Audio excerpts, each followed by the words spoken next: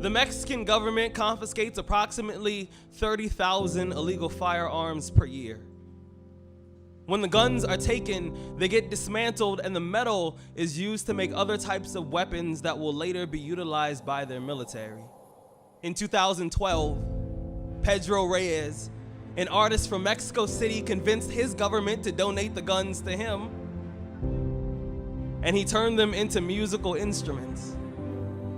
So somewhere, there's a tambourine, a drum set, a guitar, all made out of things that were used to take people's lives, but now they create a sound that puts life back into people's bodies, which is to say, a weapon will always be a weapon, but we choose how we fight the war. And from this I learned that even the most destructive instruments can still create a melody worth dancing to, and sometimes don't we also call that a battle? I wonder how long it took to convince the first rifle that it can hold a note instead of a bullet, but still fire into a crowd and make everyone move. When I was six, I was taught how to throw a punch. In the 80s, that was the anti-bullying movement. The first time one of my classmates took a yo mama joke a little too far, I remembered my training, so I turned his nose into a fountain, my fist 5 pennies, I closed my eyes, made a wish, I came home with bloody knuckles, and it was the first piece of artwork my family hung on the fridge. I remember staring at my hands the same way you stare at a midterm when all your answers are correct. I didn't know what class this was, but I did know I was passing, and isn't that what masculinity has become?